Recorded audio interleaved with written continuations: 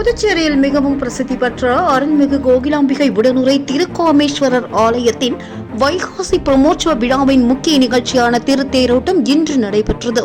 வில்லியனூரில் அருள்மிகு கோகிலாம்பிகை உடனுரை திருக்காமேஸ்வரர் கோவில் உள்ளது. மிக பழமை வாய்ந்த இந்த கோவிலில் வைகாசி பிரமோற்சவம் கடந்த 4ஆம் தேதி பிடாரி அம்மனுக்கு காப்பு கட்டுதல் நிகழ்வுடன் தொடர்ந்து நடந்து வந்தது. தொடர்ந்து 12ஆம் தேதி விநாயகர் உற்சவம் நடைபெற்றதை அடுத்து பிரமோற்சவ கொடியேற்ற நிகழ்வு கடந்த 13ஆம் தேதி நடைபெற்றது. இந்நிலையில் கொடியேற்றத்தை தொடர்ந்து உற்சவ மூர்த்திகள், ரிஷபம், மயில் உள்பட வாகனங்களில் வீதி உலா நடத்தப்பட்டு பக்தர்களுக்கு அருள் பாலித்து வந்தனர். விழாவின் முக்கிய நிகழ்ச்சியான ஞாயிற்றுக்கிழமை 19ஆம் தேதி காமதேனு, கற்பகம் மற்றும் நாக வாகனங்களில் சுவாமி, அம்மன் வீதி உலா நடத்தப்பட்டதை அடுத்து கைலாய வாகனத்தில் உலா மற்றும் திருக்கல்யாண உற்சவம் நேற்று இரவு நடைபெற்றது. இதனை அடுத்து திருத்தேரோட்டம் இன்று நடைபெற்றது.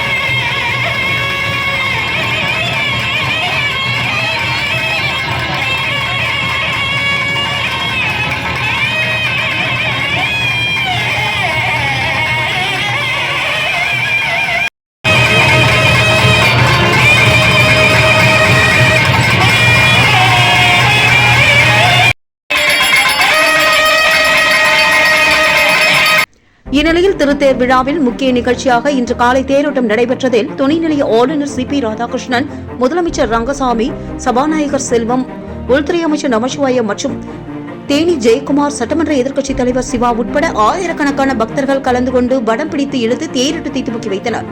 இதில் புதுச்சேரி மட்டுமின்றி அருகில் உள்ள தமிழக பகுதியான பல்வேறு இடங்களிலிருந்தும் பக்தர்கள் ஏராளமானோர் கலந்து கொண்டு தரிசனம் செய்தனர்.